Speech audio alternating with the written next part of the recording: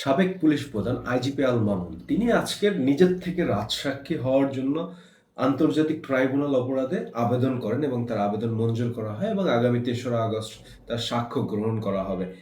But আপনারা সবাই জানেন এই খবর, কিন্তু এইটা জানেন না কি কি রাজসাক্ষী দেওয়ার জন্য তিনি এই আবেদনটা করেন এবং কি কি রাজসাক্ষী দেবেন। আমার কাছে একেবারে পাকাপোক্ত মোটামুটি এভিডেন্স বা তথ্য আছে। যাই হোক, সবকিছু তো আর শেয়ার করতে পারবো না, বাট বেসিক আপনাদের কিছু ধারণা শেয়ার করি। যে দেখেন, একজন আইজিপি তিনিও জানতেন তাৎক্ষণিক সময় যে যদি এটা শেখ হাসিনা টিকা যেত তাহলে তো ভালো, আর যদি না টিকা যায় সেক্ষেত্রে কি হবে আমাদের, সেক্ষেত্রে আমাদেরও পলাইতে হবে। সো এই জিনিসটা জেনে তার সেফটি বা সিকিউরিটি মেনটেনের জন্য যা যা তথ্য রাখার দরকার ছিল সবকিছুই তিনি রাখছেন। আর তিনি শেখ হাসিনা যখন পালায়া যায় তখন লেগে কিন্তু তিনিও পালায়া গেছিলেন, কিন্তু তারপরে তিনি ভিডিও বার্তা টার্তা দিছিলেন। বাট ধরা খাওয়ার পরে তো সবাই জানতে পারে যে ঠিক আছে, হ্যাঁ তিনি বাংলাদেশি ছিলেন, দেশ ছেড়ে পালায় যেতে পারেন না। বাট এতদিন বৈশা তিনি যেই কনভারসেশন বা যেই আপনার দেন দরবার চালাইতেছিল, কোনো কিছুতে সফল না হওয়ার পরে তিনি চিন্তা করছেন যে তার কাছে যে সেফটি প্রোটোকলের জন্য তার কাছে যে ভিডিও এভিডেন্স শেখ হাসিনার, তারপর অডিও এভিডেন্স শেখ হাসিনার আছে, সেগুলো সকল কিছু পুলিশের হাতে তুলে দিবেন। আমরা তো সবাই জানি প্রত্যেক পুলিশ কর্মকর্তার কাছে এভিডেন্স আছে, কিন্তু সেই এভিডেন্সটা প্রুফ কিভাবে করতে হবে যেটা অরিজিনাল। এবং এই যে কিছুদিন আগে বিবিসির যে আপনার এভিডেন্সটা বের হয়ে আসছে, কথোপকথনে শেখ হাসিনার যে কল রেকর্ডটা বের হয়ে আসছে, সেটাও তিনি সত্যতা স্বীকার করেছেন।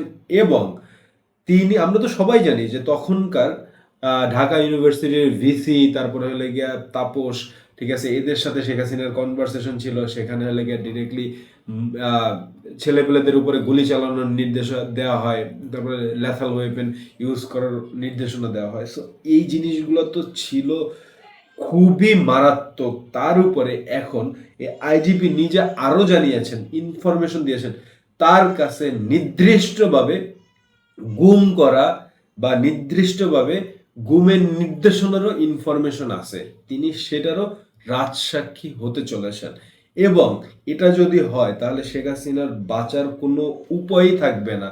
সকল দরজা আওয়ামী লীগের জন্য বন্ধ হয়ে যাচ্ছে এবং আগামী নির্বাচনে অংশগ্রহণ করা একবার বন্ধ হয়ে যাচ্ছে। এই যে কিছু লোকজন আকাশ কুসুম স্বপ্ন দেখতেছে, 5ই আগস্ট আপনার দেশ একবারে ফানাফিলা করে ফেলবে, দেশ উল্টায় উড়ায়া দিবে।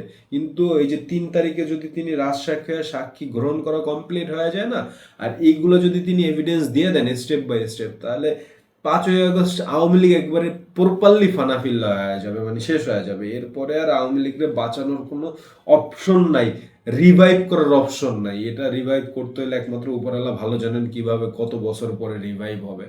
তো যাই হোক, স্পেসিফিকভাবে 4টা বিষয় বা 5টা বিষয়ের উপরে তিনি রাজসাক্ষী হতে চলেছেন। শেখ হাসিনার গুম খুনের ব্যাপারে রাজসাক্ষী হতে চলেছেন। 5ই আগস্ট এবং জুলাই মাসের পুরো যে নির্দেশনা, সেগুলোর ভিডিও এবং অডিও বার্তা সহ দিতে চলেছেন। এবং তিনি নিজে রাজসাক্ষী হতে চলেছেন যে শেখ হাসিনা নিজে তার ছাত্রলীগ বা তার ক্যাডার বাহিনীকে পুলিশের দ্বারা অস্ত্র সাপ্লাই করেছেন।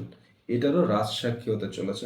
হয়তো আপনার আমার কাছে মনে হবে বর্তমানে কথাগুলা এগুলো একবারে পুরো আপনার গাঁজাখুরি কথা, বাট আপনি হয়তো মনে করতে পারেন আমার স্পেকুলেশন, বাট কয়দিন পরে দেখতে পারবেন যে এটা কিভাবে আপনি দেখতে পারতেছেন। স্টেপ বাই স্টেপ বের হয়ে আসতেছে, এগুলো সব তথ্য বের হয়ে আসবে। সো যাই হোক, ভিডিওটা ভালো লাগলে লাইক শেয়ার এন্ড সাবস্ক্রাইব করবেন। বেশি ভালো লাগলে আমাদের ফেসবুক পেজে লাইক করে পাশে থাকবেন। আল্লাহ হাফেজ।